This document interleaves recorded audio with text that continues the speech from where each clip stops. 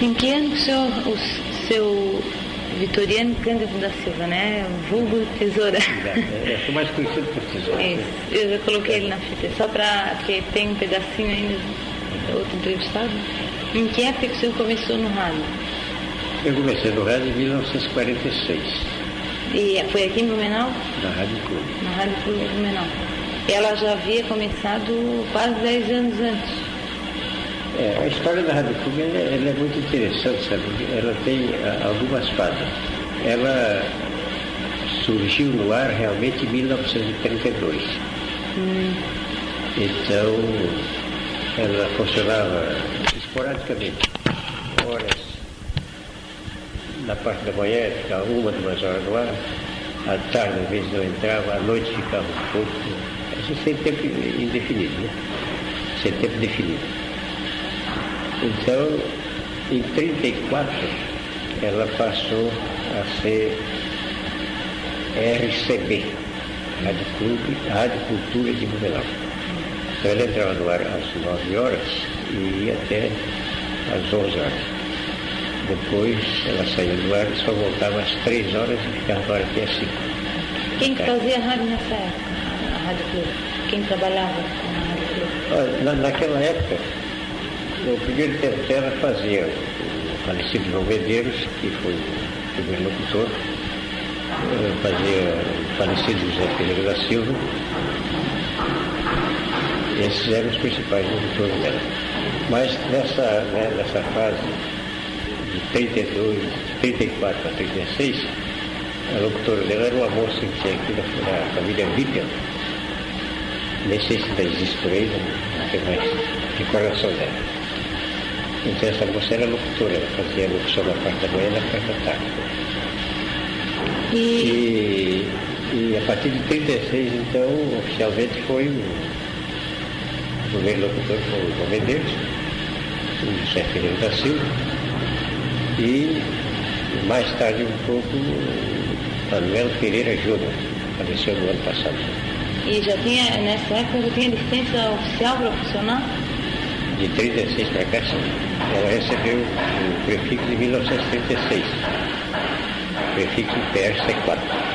Aí, a partir daí, então, ela passou a atuar diariamente? Diariamente. Ela entrava no ar às 6 da manhã e ia até 11 horas da noite.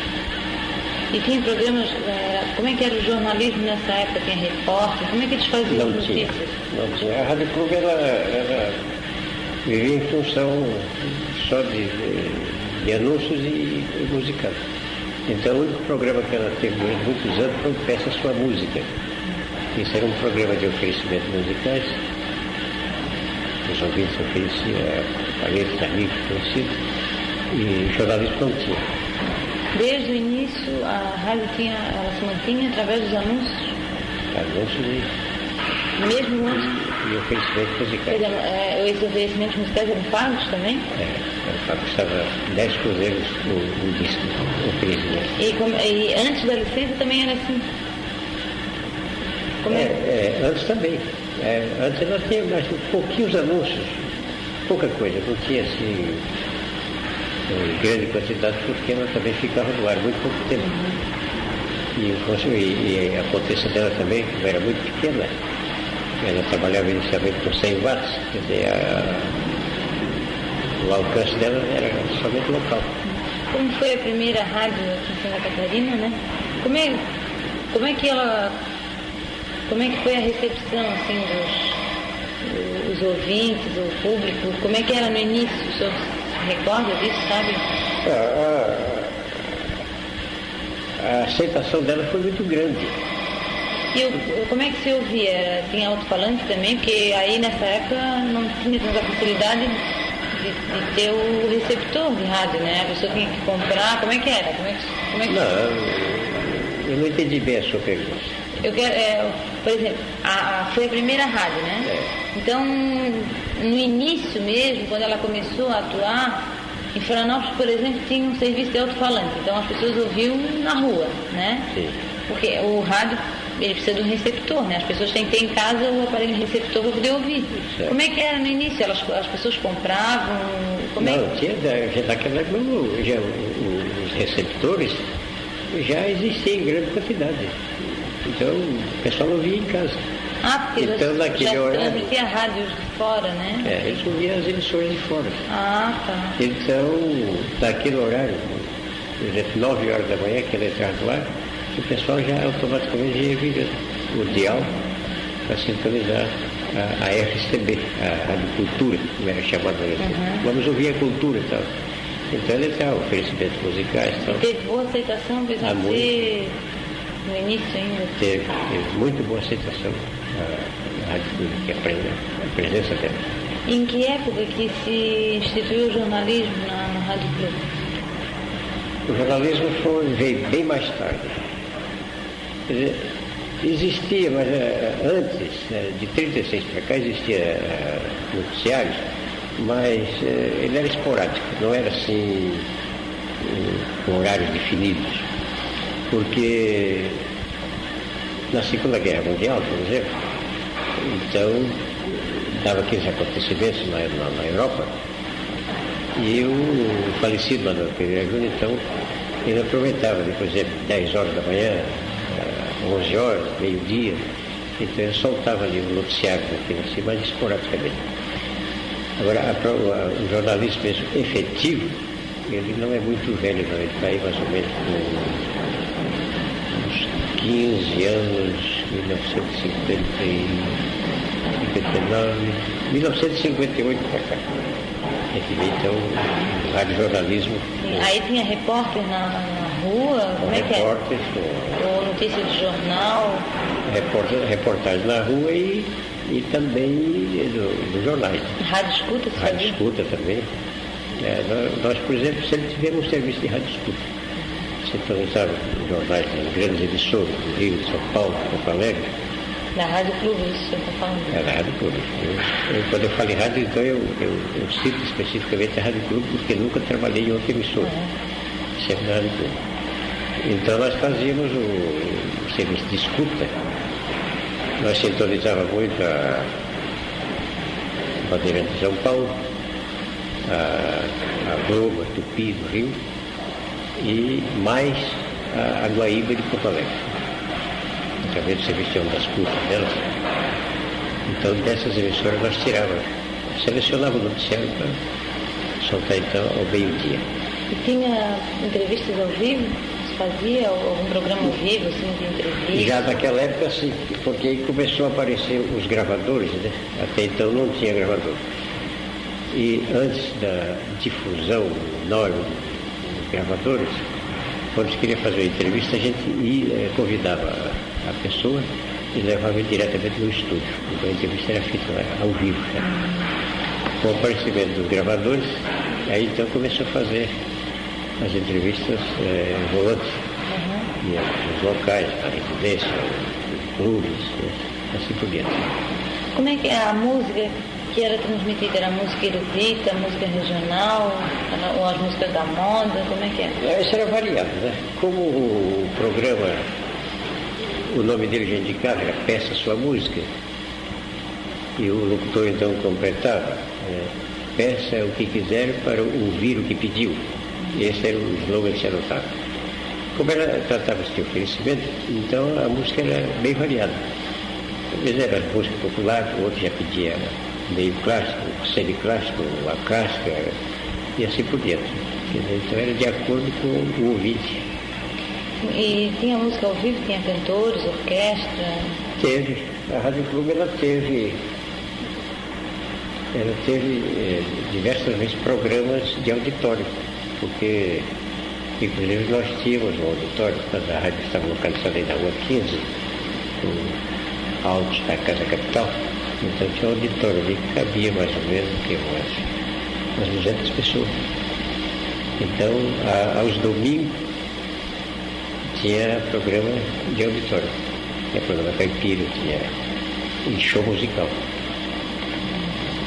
Até o programa, esse que durou, teve alguns anos no ar, era denominado Big Show, era comandado pelo falecido Pereira Júnior. E tinha calouros também? Tinha, fazia programa de calouros também. Era cobrado ingresso, tudo? Não, Ah, não? era tudo de graça, nós cobrávamos. Era um rádio quase que genuinamente amador naquele tempo. Inclusive aqui em Blumenau revelou-se alguns cantores muito bons. Ainda citei lembrança aí, por exemplo, do Vitório Fifa, me parece que é vereador, ou foi vereador várias vezes aí. E esse rapaz, ele foi revelado aqui na rádio, por sinal, um excelente cantor. Inclusive ele fez teste no Rio, em São Paulo, e sempre com sucesso. Foi revelado aqui, na Rádio Clube. O senhor falou que a Rádio Clube teve várias fases, né? Certo. Ainda há pouco. O senhor podia me dizer assim? Ah, pois não. A primeira fase dela, é como eu disse, era de audiência, de alcance local, porque era uma transmissão de 100 watts, então o alcance era muito pequeno. Mas o alcance não seria tanto, era em função do quadro funcionário, que era muito pequeno, então ela ficava no ar das 9 às 11 da manhã, e no segundo período das 15 até às 17 horas, aí não saía do ar. Assim ela foi de 34 a 36. Então, de 36, quando ela foi oficializada, que ela recebeu o prefixo PRC4, ela passou a entrar no ar às 6 da manhã e indo até às 10 da noite. Mais tarde, ela aumentou o horário dela até às 11 horas da noite. E esse horário então permanece até hoje. A outra fase dela, propriamente dita, foi quando então ela ampliou o quadro de funcionários, ampliou a programação. Em que época? Isto a partir de 1958, foi assim mais ou menos. Então aí ela criou o rádio jornalismo, manteve o programa Marcha do Esporte, que é conservado até hoje. E, por sinal, é o programa mais velho no rádio catarinense, é a Marcha do Esporte. Ela foi lançada no ar em 1940, no horário da meia hora até 1h da tarde, e está até hoje, com aquele mesmo horário, noticiário modificado, evidente, para acompanhar a evolução do esporte no Estado. Então, a terceira fase da Rádio Clube, ela é mais recente, porque ela teve o aumento de potência, ela passou a operar com um transmissor de 5.000 watts e passou também a fazer transmissões externas. Já trabalhou, por exemplo, em Buenos Aires, Porto Alegre, Curitiba, São Paulo, Rio, Belo Horizonte, Belém do Pará, enfim. No território nacional, a Rádio Clube praticamente já esteve em todo o setor fazendo transmissões esportivas. E isso, o senhor caracterizou então duas fases da Rádio Clube? Eu caracterizei três. A primeira dela, o início dela, de 32 a 34, quando ela entrava no ar esporadicamente, de 34 a 36, quando ela funcionou com RCB, Rádio Cultura, e depois então com o PRC4, e já foi melhorando a programação, aumentando. O esporte então apareceu na terceira fase, como você está falando? O esporte entrou na terceira fase, em 1940. E se dá a preferência ao futebol ou se apoiou sempre em qualquer esporte? Como é que é? Não, ela sempre apoiou o esporte indistintamente. E o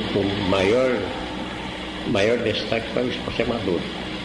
Tanto é que a Rádio Clube hoje em dia mantém um funcionário e cobre exclusivamente o esporte amador, o professor Hélio Martins.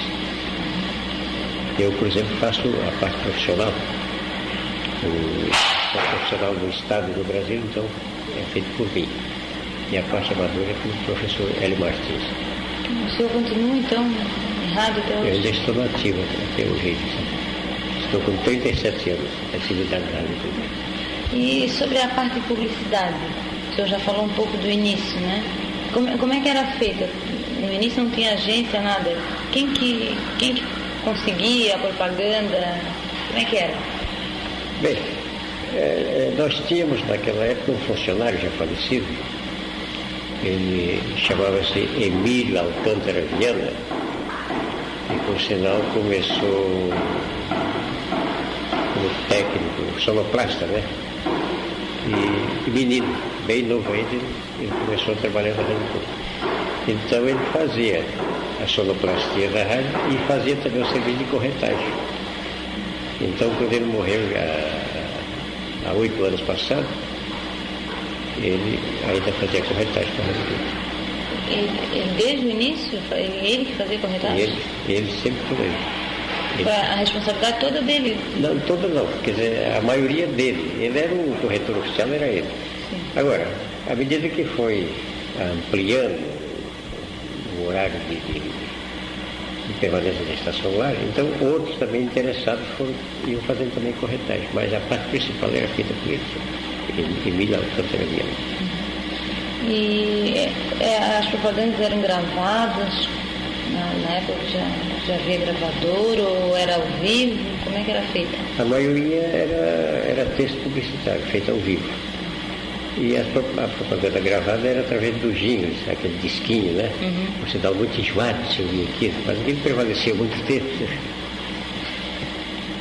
Que tipo de firma que anunciava, assim, desde o início até hoje?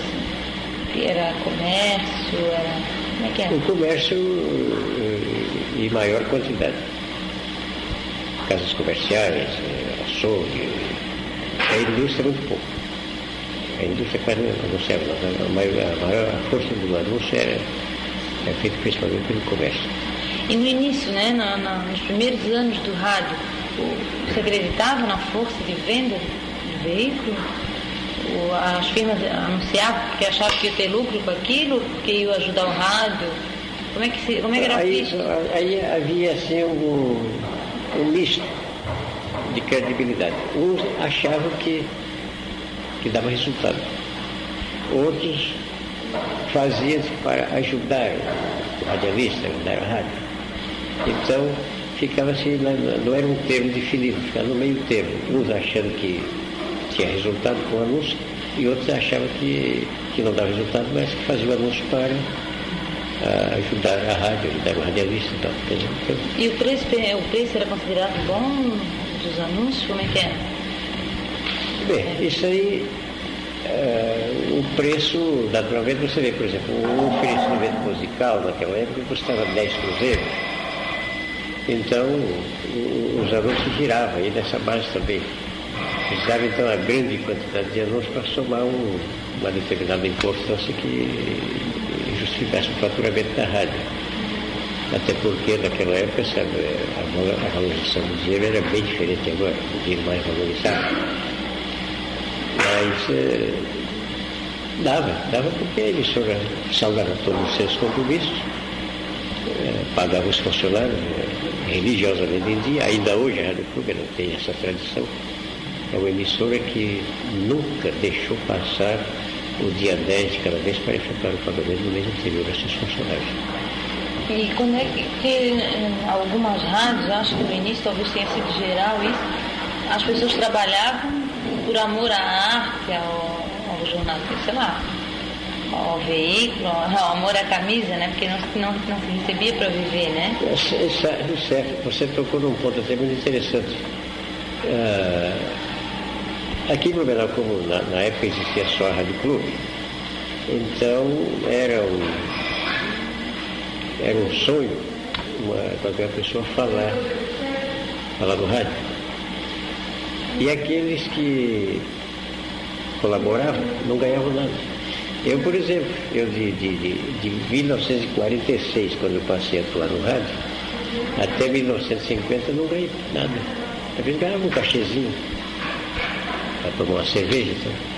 Só de 1950 para cá, então, foi que eu passei então, a perceber. Porque, então, passei também a comandar um programa esportivo na rádio.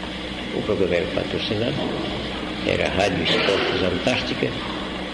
Então, O Manuel Pereira Júnior, que era o chefe que comandava toda a programação da rádio, ele não tinha tempo de sobra para fazer aquele programa, ele entregou para mim. Então ali exatamente foi que eu passei a ver os primeiros trocados da rádio. Mesmo assim, era um salário, então, por exemplo, daria para deixar outro emprego e ficar só com a rádio? Não. A rádio era apenas um bico, uma distração, era um hobby. Quando é que ele passou a ser uma profissão para as pessoas? Hoje em dia, algumas pessoas vivem só que... Bom, hoje em dia é muito diferente daquela época. Você vê, naquele período, por exemplo, o único empregado efetivo da rádio era o Pereira Júnior. E os outros eram sonoplastas, empregados, evidente, percebendo ordenado.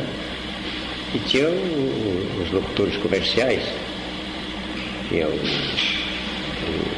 Géser Jussi, falecido, que fazia sonoplasta e fazia locução. O irmão dele, o Gêner Rainer, que hoje mora lá para São Batista, também era locutor e fazia sonoplastia também. Então esses eram empregados na rádio, esses ganhavam. Mas no serviço externo eles não tinham atuação nenhuma, não trabalhavam. Então aí o Maneca convidava aqueles que já estavam colaborando com ele há tempo. Então a gente ia. E trabalhava com todo prazer, então, se esforçava, mas não ganhava absolutamente nada. Voltando um pouco atrás à propaganda, as firmas pagavam direitinho? Sim, pagavam religiosamente. Porque já me falaram que no início, eu não sei se isso se refletiu em Santa Catarina, se aconteceu isso em Santa Catarina, mas no início no Brasil havia firmas pessoas que anunciavam e diziam, não, agora não vou pagar porque quando eu escutei, eu estava em casa, enquanto eu estava em casa ouvindo o rádio, não saiu a notícia, né? O meu anúncio, então eu não vou pagar. Chegou a acontecer isso no início? Chegou. Isso aqui também aconteceu isso muitas vezes. Mas isso era um caso muito raro, muito difícil. Às vezes era um bar pequenininho, um boteco pequeno, fazia um anúncio, depois ele não tinha condições de pagar aquele anúncio que foi feito. Então ele dava essa desculpa, não, eu não vou pagar porque eu estive ouvindo o rádio e não escutei. Hoje em dia ainda acontece muito, não foi só naquela época, hoje em dia ainda existe. Existem determinados anunciantes que, então ele alega que não ouviu e por isso não paga. Isso aconteceu naquela época e acontece hoje em dia ainda, mas é um caso muito raro. Não tem nenhum tipo de contrato assim que se faz? Tem, a rádio faz os anúncios através de um contrato, né? Tem um bloco, então preenche aqui o bloco, está o horário que ele quer, o preço do anúncio, tá, e o camarada assina. Mas o mal pagador, você sabe que ele procura tudo para não efetuar o pagamento. Então, mesmo de posse daquele contrato de publicidade, ele diz que não viu, não vai pagar. E como a soma, às vezes, ela não justifica uma ação judicial, então a rádio prefere perder e só não procura mais aquele camarada para anunciar. Aí ele vai anunciar na outra emissora, então vai enganar para lá, aquela ali ele não engana mais. Né? Quando é que começaram as radionovelas na Rádio Clube? A Rádio Clube ela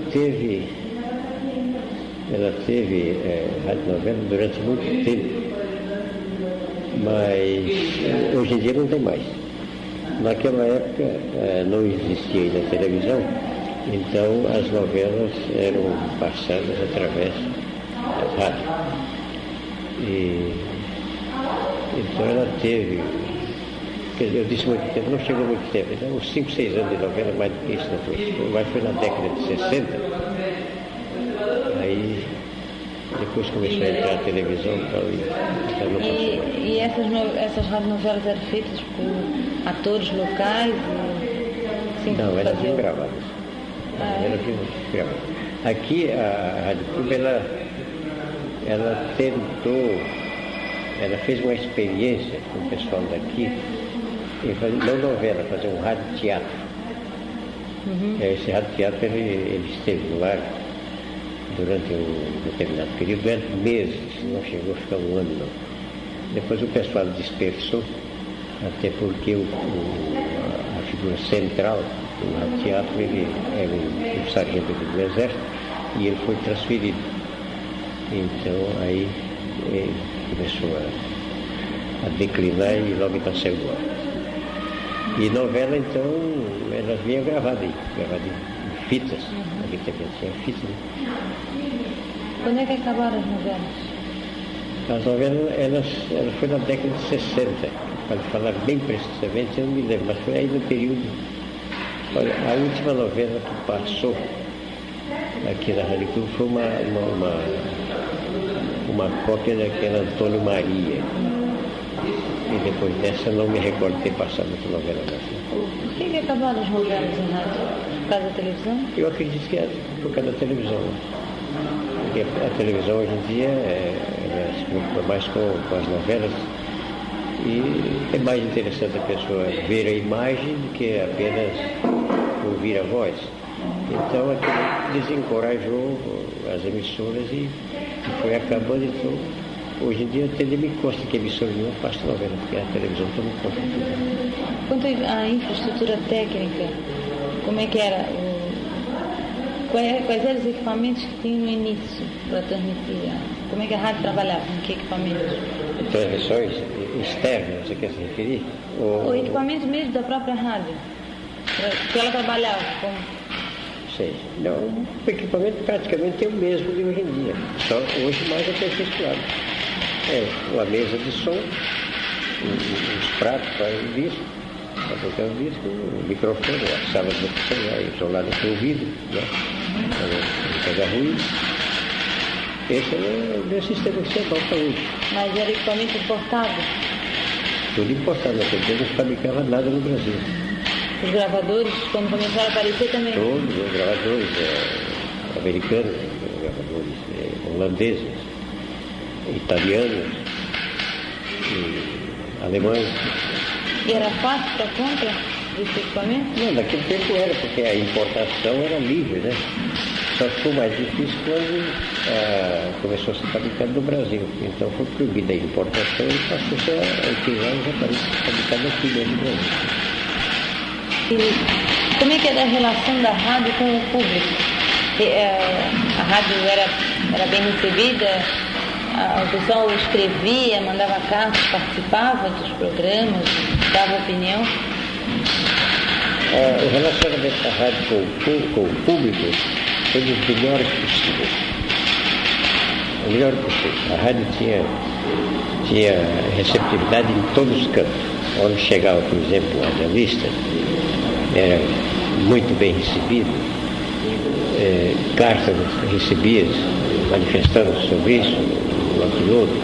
A Rádio Clube tinha, por exemplo, naquela época, criou-se o primeiro noticioso da Rádio Clube, foi um repórter catarinense, que ainda sobrevive até os dias de hoje. Ele era feito na parte da tarde. Então, esse repórter catarinense ele focalizava especificamente no noticiário local. Era trânsito, hospitais, queixas e reclamações. E então ele era um programa de uma audiência simplesmente fabulosa. As queixas, por exemplo, às vezes é a coisa mais engraçada. O motorista, por exemplo, cobrava uma corrida que o passageiro achava cara, então ele escreveu uma carta lá para o repórter catarinense queixando que o motorista tal, o carro de placas tal, tinha feito a corrida de tal lugar a tal lugar, que tinha cobrado tanto e o preço era outro, tal. O repórter catarinense dava tudo aquilo. Então aquilo formava assim uma receptividade tamanha que todo mundo queria ouvir o repórter catarinense para saber as novidades que aconteceram no verão. Como é que era a relação rádio-política desde o início? Bom, a relação do rádio política também foi muito boa. Primeiramente, a Rádio Clube ela foi sempre apolítica. Ela não tomava partido de lado nenhum. Porém, deixava os seus microfones inteiramente à disposição dos políticos. Então, naquela época era PSD, era o UDN, era o PTB, era o PRP, o PSP, o Partido Ademar de Barros, o Partido Social Progressista. Então os microfones ficavam liberados. O partido que queria ocupar o microfone da CUT para fazer a sua promoção estava inteiramente livre, desde que naturalmente eles pagassem o horário, como aliás acontecia, pagavam, não reclamavam, então era livre. Os comícios, por exemplo, aí lá na Praça Doutor Blumenau, no centro da Rua 15, ali era o local dos comícios, aqueles comícios enormes que havia naquela época. Um era do PSD, o outro era da UDN, outro era A rádio transmitia? A rádio transmitia os comícios todos, os oradores, todo mundo em casa naquela audiência espetacular, depois fazendo as suas avaliações e dando preferência aos seus candidatos. Quando é que os políticos descobriram a rádio como instrumento político aqui em Blumenau? Como? Quando é que os políticos, o pessoal envolvido na política, descobriu a rádio como um instrumento de propaganda deles também, né? Propaganda eleitoral. E, assim, no início era mais sei lá, era música, era uma coisa mais para diversão a rádio. Isso, dizendo propriamente quando eles descobriram, é difícil de dizer. Mas eu tenho a impressão que o bom entendedor, ele compreende facilmente as coisas. Então, com o término da Segunda Guerra Mundial, então houve manifestações do Brasil inteiro, formavam passeatas, aglomerações, e dentro daquelas aglomerações imensas, de povo festejando a vitória dos aliados na Europa, surgiram os oradores também. Então, logo a seguir, foi derrubado o governo Getúlio Vargas, que era considerado um governo ditatorial. Aliás, o próprio Getúlio fez uma emenda na Constituição brasileira, marcando eleições que vieram em 46 e o pessoal foi empossado em 47. Então, por ali, eles começaram a entender que, através do rádio, era o meio mais fácil de eles levar as mensagens deles a todos os lados, e principalmente aqueles que não teriam tempo, ou não tiveram tempo de acompanhar ao vivo os comícios. Então me parece que o término da Segunda Guerra Mundial, as manifestações que eram feitas no Rio, em São Paulo, em todas as grandes cidades brasileiras, ela deu uma demonstração de que, através do rádio, era realmente o meio mais fácil dos políticos levar as suas mensagens a todos os lados das suas respectivas cidades. Hoje em dia, algumas pessoas consideram que o rádio decaiu. Como é que você vê isso? Essa evolução do rádio, assim, comparando com o rádio de antigamente, hoje? Você acha que o rádio decaiu realmente ou que rumo ele tomou? Não, o rádio não decaiu, pelo contrário, o rádio cresceu. Há, por exemplo, aqueles que são descrentes, então acham que a televisão prejudicou o rádio. Mas não prejudicou praticamente nada, porque, vejamos, por exemplo, o melhor meio de comunicação hoje em dia ainda é o rádio. Porque as emissoras de rádio, elas entram lá às 5 horas da manhã.